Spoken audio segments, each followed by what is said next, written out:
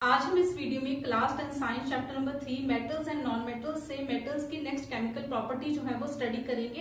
And metal की next chemical property है what happens when metals react with acid. क्या होगा जब मेटल जो है वो एसिड के साथ रिएक्ट करेंगे। Radhe Radhe everyone, this is Tanuja, welcome to the channel Kana growth point. इस चैनल पर हम क्लास 10 साइंस की फुल एग्जाम प्रिपरेशन करवाएंगे according to Himachal Pradesh board of school education Dharamshala. और जिन भी बोर्ड में एनसीईआरटी की बुक फॉलो की जाती है उन सभी के लिए इस चैनल की वीडियोस जो है वो यूजफुल रहने वाली है। So let's start. हम स्टार्ट करते हैं मेटल की next chemical property. With the help of activity 3.11 हम इस केमिकल प्रॉपर्टी को स्टडी करेंगे। क्लियर। नेक्स्ट केमिकल प्रॉपर्टी हमें क्या दे रखी है, what happens when metals react with acids. ठीक है, क्या होगा जब मेटल जो है वो एसिड के साथ रिएक्ट करेंगे। क्लियर। यहाँ पर क्या होता है, जब मेटल जो है वो डाइल्यूट एसिड के साथ रिएक्ट करते हैं तो यहाँ पर फॉर्मेशन होती है सॉल्ट प्लस हाइड्रोजन गैस की। ठीक है, यहाँ पर हाइड्रोजन गैस जो है वो रिलीज होती है। क्लियर। इस केमिकल प्रॉपर्टी को हम एक्टिविटी 3.11 की हेल्प से स्टडी करेंगे। तो हमें एक्टिविटी 3.11 में क्या दे रखा है, हमें बोला है collect the sample of magnesium, aluminium, zinc, iron, copper. Clear. हमें क्या करना है, मैग्नीशियम, एल्यूमिनियम, जिंक, आयरन और कॉपर का सैंपल जो है वो कलेक्ट करना है। देन हमें क्या बोला गया, if the samples are tarnished rub them clean with sand paper. ठीक है, आपने ये सैंपल्स लिए हैं, यदि सैंपल टार्निश है मींस कि ये जो सैंपल्स हैं गंदे हैं तो आप उनको सैंड पेपर के साथ रब कर दो। ठीक है। देन हमें क्या बोले, यहाँ पे प्रिकॉशन हमें क्या रखनी है, do not take sodium and potassium as they react vigorously even with cold water. बोला कि आपको सोडियम एंड पोटेशियम नहीं लेने, क्योंकि हमने प्रीवियस वीडियो में डिस्कस किया था कि सोडियम एंड पोटेशियम जो है वो कोल्ड वाटर के साथ बहुत ज्यादा रिएक्ट कर जाता है, वहां पे फायर प्रोड्यूस कर देते हैं। क्लियर। सो हमें यहाँ पर बोला है कि आपको पोटेशियम और सोडियम जो है वो नहीं लेने हैं। क्लियर। देन हमें बोला गया put the sample separately in test tube containing dilute hydrochloric acid. ठीक है, हमें क्या करना है, हमें टेस्ट ट्यूब्स लेनी है। ठीक है, जैसे यहाँ पे 1 2 3 4 5 हमारे पास क्या है, मेटल के सैंपल है। तो हम क्या करेंगे, 5 टेस्ट ट्यूब ले लेंगे। सभी टेस्ट ट्यूब के अंदर हमें डाइल्यूट हाइड्रोक्लोरिक एसिड लेना है। क्लियर। देन हमें सैंपल्स को क्या करना है, टेस्ट ट्यूब के अंदर डालना है और देखना है कि किस तरीके से यहाँ पर रिएक्शंस हो रही हैं। क्लियर। देन हमें बोला है suspend thermometers in the test tube. ठीक है, अब हमने क्या किया है, हमने क्या बोला है कि टेस्ट ट्यूब के अंदर हम सैंपल डालेंगे। देन सैंपल डालने के बाद हम क्या करेंगे कि थर्मोमीटर जो है वो डिप करेंगे किसके अंदर, टेस्ट ट्यूब के अंदर, so that the bulbs are dipped in the acid. जो थर्मोमीटर का बल्ब है वो एसिड में क्या हो जाए, डिप हो जाए। मींस कि थर्मोमीटर की हेल्प से हमें टेम्परेचर जो है वो नोट करना है। क्लियर। जब हम डाइल्यूट एसिड के अंदर क्या करेंगे, मेटल डालेंगे तो वहां पे हम देखेंगे कि रिएक्शन हो रही है नहीं हो रही है, टेम्परेचर में क्या इफेक्ट आ रहा है। ठीक है, टेम्परेचर बढ़ रहा है या नहीं बढ़ रहा है, टेम्परेचर नोट करना है हमें वहां पर। क्लियर। देन हमें बोला observe the rate of formation of bubbles carefully.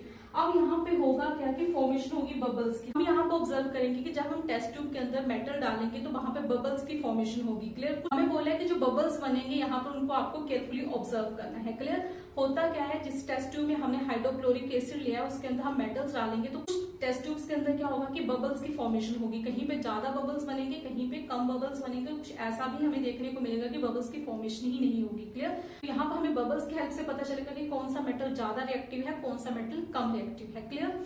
जिस टेस्ट ट्यूब में ज्यादा बबल्स की फॉर्मेशन हो रही है वो वाला मेटल जो है वो ज्यादा रिएक्टिव होगा एसिड के साथ, और जहाँ पे कम बबल्स की फॉर्मेशन हो रही है वो वाला मेटल जो है वो कम रिएक्ट करेगा एसिड के साथ। और जिस टेस्ट ट्यूब में यदि मेटल बबल्स ही प्रोड्यूस नहीं कर रहा है मींस कि वो कोई भी रिएक्शन नहीं दे रहा है। क्लियर। वहां पे टेम्परेचर में भी कोई भी डिफरेंस नहीं आएगा। तो जितने ज्यादा बबल्स प्रोड्यूस होंगे उतना ही टेम्परेचर भी इंक्रीज होगा। क्लियर। मींस की रिएक्शन जो है वो एक्सोथर्मिक होगी, हीट जो है वो रिलीज होगी। देन हमें बोला गया है which metal reacted vigorously with dilute hydrochloric acid. आपने ये बताना है कि कौन सा मेटल जो है वो डाइल्यूट हाइड्रोक्लोरिक एसिड के साथ ज्यादा रिएक्ट कर रहा है। देन हमें बताना है with which metal did you record the highest temperature. कौन से मेटल में हाईएस्ट टेम्परेचर आया है। क्लियर। देन हमें क्या बोला गया है, arrange the metals in decreasing order of reactivity with dilute acids. ठीक है, फिर हमने मेटल्स को किस तरीके से अरेंज करना है, on the basis of decreasing reactivity with acids. ठीक है, कि मेटल जो है वो एसिड के साथ जो रिएक्ट कर रहे हैं उनका डिक्रीजिंग ऑर्डर हमें अरेंज करना है। क्लियर। अब हम एक्टिविटी की ऑब्जर्वेशन डिस्कस करते हैं कि हमारे पास क्या ऑब्जर्वेशन आएंगी। क्लियर। तो फर्स्ट ऑब्जर्वेशन क्या आई, the rate of formation of bubbles was the fastest in the case of magnesium. ठीक है, मैग्नीशियम के केस में देखा गया कि ज्यादा बबल्स की फॉर्मेशन हुई है। क्लियर। जब मैग्नीशियम को डाइल्यूट हाइड्रोक्लोरिक एसिड के अंदर डालेंगे तो वहां पर ज्यादा बबल्स प्रोड्यूस होंगे। अब ज्यादा बबल्स प्रोड्यूस होने का मतलब है कि मैग्नीशियम ने ज्यादा रिएक्ट किया है डाइल्यूट हाइड्रोक्लोरिक एसिड के साथ। क्लियर। देन हमें क्या बोला गया है, the reaction was also the most exothermic in this case. और इस केस में जो रिएक्शन है वो ज्यादा एक्सोथर्मिक होगी। रिएक्शन ज्यादा एक्सोथर्मिक होने का मतलब है कि ज्यादा हीट रिलीज हुई है। अब ज्यादा हीट रिलीज हुई है, दिस मीन्स की टेम्परेचर यहाँ पर ज्यादा होगा। ठीक है, जैसे एक्टिविटी में क्वेश्चन पूछा गया है कि कौन से मेटल के केस में टेम्परेचर ज्यादा होगा, तो मैग्नीशियम के केस में ही टेम्परेचर ज्यादा होगा। क्लियर। हमारे पास क्या ऑब्जर्वेशन आई है, the reactivity decrease in the order of. Reactivity कैसे डिक्रीज कर रही है, मैग्नीशियम की सबसे ज्यादा, then aluminium, then zinc, then iron.